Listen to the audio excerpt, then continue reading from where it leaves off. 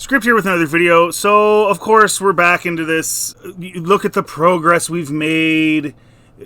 America was this horrible place in the 90s, and they wouldn't make Sharon Stone's Barbie movie. But now that it's 2023, 24, we've progressed so much, and the women that are involved today have done all the work, and all the women of the past were just useless, and good for you guys that you've done it all today. And of course, I saw this headline and I thought to myself, there's more to this. And of course, leave it up to script. I went ahead and I figured it out for you guys. This is laughably stupid. And her making this comment, when you get the context, you're going to find out that this is attention seeking. I don't know if Sharon has even done a movie in like a decade, but somebody's looking for attention and bringing up Barbie movies so she can get it. Sharon Stone's unmade Barbie movie shows how Hollywood has changed since the 90s. Okay, well, we'll see about that. So she revealed her attempt to make a Barbie movie and was laughed out of the room in the 90s, which says a lot about Hollywood then and now. Barbie remains she actually would have probably made an okay Barbie. Barbie remains the biggest Hollywood success story of the past year. A union between beloved Mattel toy brand and the director of Little Women and Lady Bird. There's a reason star and producer Margot Robbie pitched this combination as comparable to Steven Spielberg and dinosaurs. Well, it's a little different than Steven Spielberg and dinosaurs. It was 94. Industrial Light and Magic had to basically produce the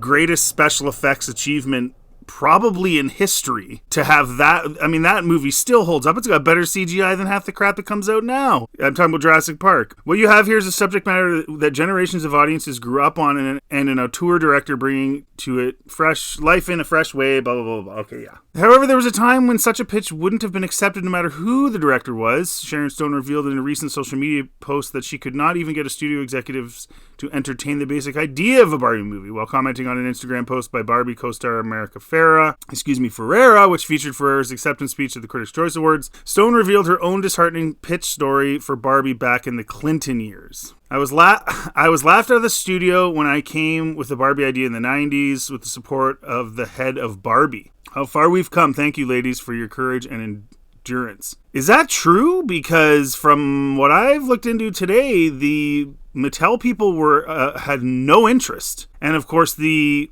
head of Barbie in the 90s is now dead in 1990. Stone was not the only actress unable to get a Barbie movie made. Amy Schumer and Anne Hathaway were famously both attached to the intellectual property in the 2010s over at Sony before the IP wound up in Robbie's production company, Lucky Chap Entertainment. Nonetheless, the fact that Stone could not even gain momentary studio interest in the idea of a Barbie picture provides a telling contrast for the industry then and now, and by extension, a window into the evolving values of our monoculture. Now, can I just say something here? A lot of movies get rejected. As somebody who follows Star Wars to the extent that I do, I will remind everybody that no studio wanted George Lucas's film. No studio.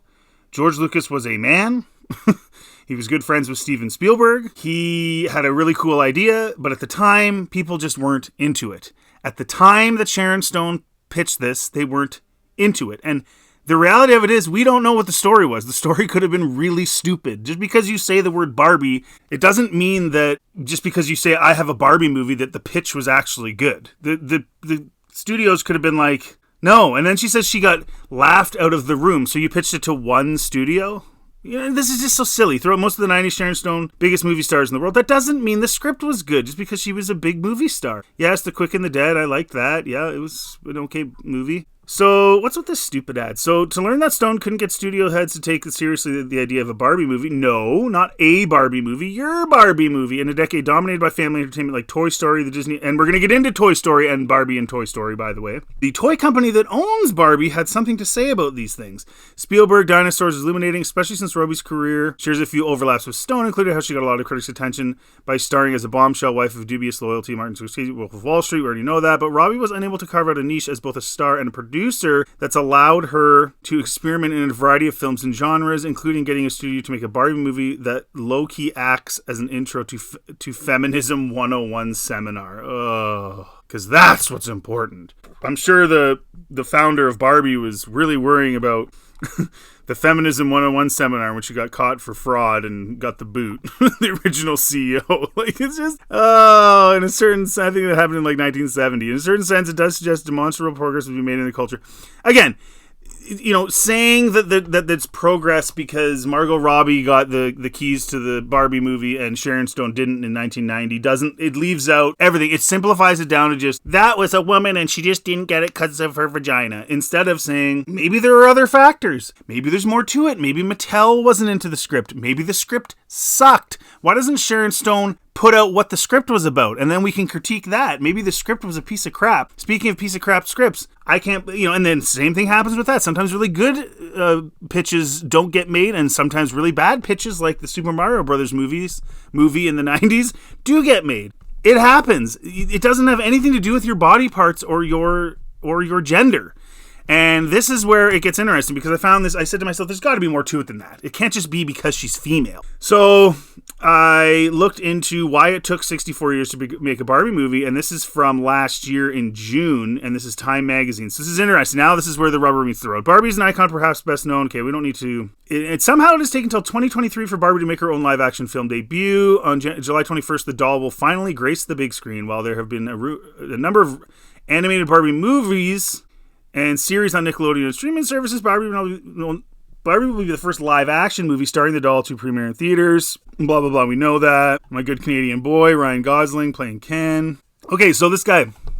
In the 8 years I've spent reporting on Mattel, other potential Barbie movies have come and gone. The toy company and filmmakers struggled with how to deal with Barbie's baggage. The traditionally thin-waisted, blonde-haired doll has long been criticized for setting unrealistic body standards, even after Mattel introduced a curvy Barbie in 2016, a major change I documented in the Time cover story. The original Barbie has stuck in people's minds. And that's women going after women, by the way. I remember when that all went down, when they shrunk her boobs and stuff. That was all women who were offended by Barbie's attractiveness getting women who were running Barbie and designing the dolls to change them. So just so you're aware, this has nothing to do with dudes. And even today, half the board are women. I think it's 6'5" men to women. And for the most of its history, Barbie CEO was female. So just so we're aware. Plus, Barbie is intentionally a blank slate open to which girls can project their dreams and desires. That makes conjuring one specific story for the movie particularly difficult. As simple as an 11.5-inch doll looks, Barbie is a complicated brand. When CEO Ynon Kreiz took over the company in 2018, he decided it was time to commit to a Barbie movie. Okay, so that tells you right there. So the commitment to a Barbie movie isn't as simple as Sharon Stone walking into a studio and pitching her Barbie movie.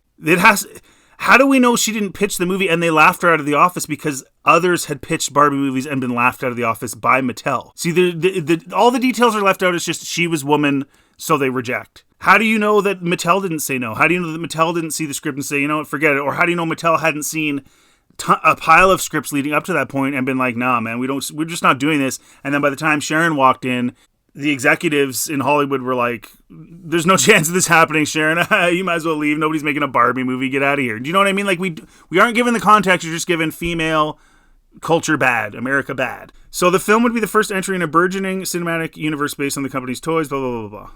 And this is where it gets further here. Mattel has been incredibly cautious when it comes to the most valuable assets, and rightly so. Barbie has spent much of her history as the best-selling doll in the world. So again, if people are pitching Barbie movies and they're not up to snuff, you're not going to want that when it's the number one selling Barbie. You're going to have to be really careful. Think of Lord of the Rings, right? They did a very careful job to keep it as close to the original source material as they could, and thank goodness, because they could have buried the brand had they not. Because the brand was the brand because it was the brand. You don't change it. Barbie devotees would tell you that she inspires little girls to imagine, blah, blah, blah, blah. Over the years, songs like Aqua's Barbie Girl, blah, blah, blah, blah. Yeah, we understand how big Barbie is.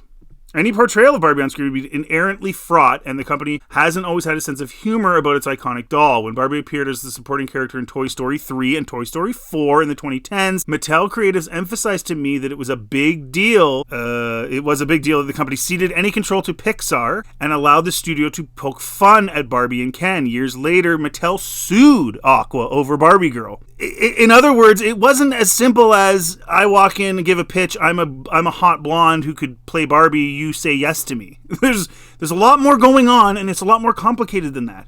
Cut to 2023, and one of the most eagerly anticipated songs on the Barbie soundtrack is Nicki Minaj and Ice Spice's Barbie World, which samples Aqua. Yes. Okay, fair enough. When Amy Schumer signed on to play the doll in live-action movie in 2016, the comedian half cemented herself as a sharp feminist voice in pop culture. All she jokes about is her vagina. Amy Schumer? She can't play Barbie? What? No.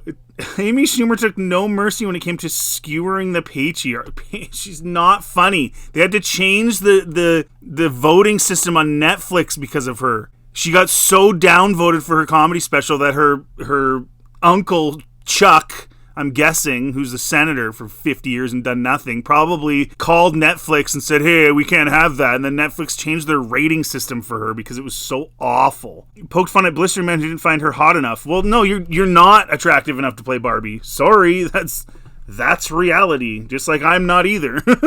And companies that exploited women in order to sell them products. It's difficult to imagine Mattel, a company that had spent millions maintaining an immaculate image for its doll, would submit to Schumer's particular blend of humor, and Mattel wanted Barbie to inspire, as comedic take would inevitably take the doll down a peg. Any comedic take, I should say. Yeah, I mean, especially Schumer. Reason said she left the movie because that version wasn't feminist and cool, as she assumes Gerwig's version will be. President of Mattel, Richard Dixon, who has been with the company long enough to see several potential movies come and go. See, it's not just Sharon's, it's several. Argues that until Gerwig, the company never found the right storyteller for Barbie. And there you go. It's not a vagina issue. There were women running Barbie when Sharon Stone showed up. It's got to do with the fact that the script sucked. Okay? It happens. It happens. We don't have to turn this into a sex fight. It's just, it was a crappy script at the time. Mattel is now eager to prove it is in on the joke. In Gerwig's film, the company is run by executives who take umbrage to anyone who points out it's strange that so many men in suits are running a brand for little girls, and the movie acknowledges, which is fake though. They're not. Half of the board is female, and it was run predominantly by women and CEO'd by women for decades. So they're poking fun at a fake narrative that the media has portrayed, that Barbie's this oppressed doll run by men, and men made her look the way she did, even though she was designed by a female. So that's what they're poking fun at. And him as a CEO would know that, and he'd laugh. Now, the going public that reads articles on mainstream news doesn't have any idea about that because they don't actually research anything and they don't know anything about Barbie, but this guy knows. That's probably why he thought it was funny. Ray, who plays President Barbie in the movie, points out that calling someone Barbie does not have a negative connotation. You're like, oh, that person might be a bimbo, that person might be dumb, that person is superficial. The movie presents an opportunity not to change that, but add more onto it and clear her name in a pretty cool way. So there you go. So that's what it was about. The script was better. They still presented her as kind of bimbo-ish, but with a whole other side to her that isn't stupid and isn't just a bimbo, right? So it was the script. Gerwig also seems to have a love for the doll that transcends that of the typical filmmaker. During interviews for the story, she delighted in telling me about playing with the dolls as a child. A giddiness that seemed to manifest the world building she did with Barbie. And you have to give them credit for that. The Barbie environment and sets and everything was extremely detailed and well done. One of the most endearing parts of the process with Greta was her appreciation of the brand's history. It was a matter of finding the right talent that can appreciate the brand's authenticity and bring that controversy to life in a way that, yes, pokes fun, but ultimately is at us, right? But is purposeful at the heart. It's poking fun at this idea that it's run by men and all that stuff, right? But even signing onto Gerwig's version took some effort on the part of Mattel. Robbie Brenner, the first executive producer of Mattel Films, told executives they would have to white-knuckle it through the creative process with Gerwig and Baumbach, and learned that a dose of self-depreciation can go a long way. And I think that's about all I need to talk about here. Oh, one of the reasons Mattel resisted putting Barbie on the big screen for so long was that they had worked to establish that Barbie wasn't just a skinny beach blonde. There are, in fact, 175 different Barbies with different hair, skin tones, body shapes, and abilities. If Amy Schumer or Anne Hathaway, who was also attached to play the doll, stood in for Barbie, an otherwise blank canvas would forever be connected to a single actor.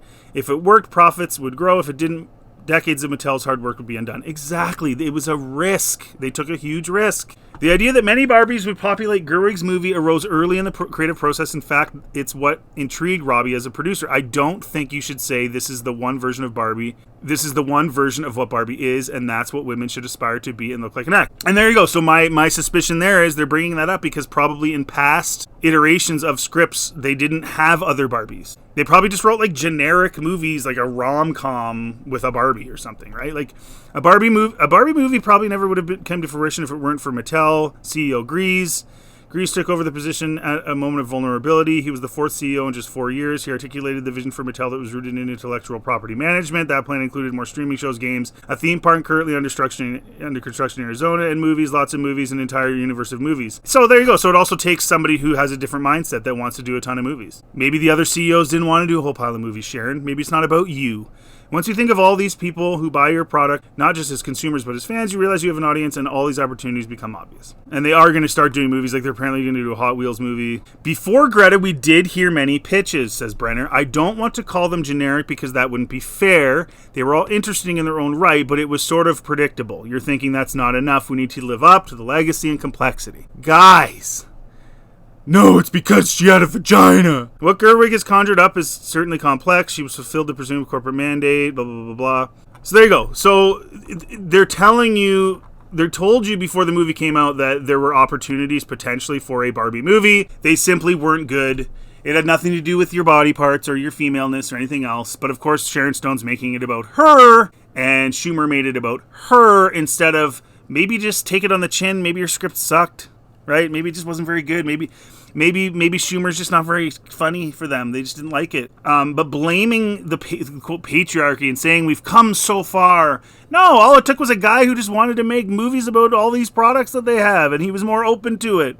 It had nothing to do with, he wasn't more open to it because woman power. In no place in this interview did he once mention the fact that, well, we needed to do this because females are more prominent now in society. No, he just said it was a good script. We found a good director, a good company, and they had good ideas, and they didn't just do a movie about Barbie. They did a movie about all the Barbies. They did what we wanted to do, and we were more willing to be a little more self-deprecating this time instead of in the past where these scripts were making fun of Barbie and the former people running Mattel weren't that into it. That's literally what it comes down to. But of course, we have to turn it into the man versus woman. Everything's fight, fight, fight, divide, divide, divide. You guys let me know in the comment section what you think. It's just more nonsense from Sharon Stone, who hasn't really been in anything in a long time. I don't know if that's why she's doing it for attention or why, but there you go. So all that to say, let me know in the comment section what you guys think, but things are always more complicated than you think, and jumping on bandwagons and these headlines, it's always good to take the time to look into things or to wait until more information comes out when certain things are spoken of and different things like that. Otherwise, like in this particular case, Sharon Stone, somebody like me does a little bit of research and makes her statement look completely foolish. Thanks for watching, guys. Thanks for listening. If you do like this content, please like and subscribe. I do have an awful lot of Star Wars content, but I do also do some other things as well, and I am branching out more and more as time goes on. Feel free to check any of that stuff out, and have yourselves a really good day.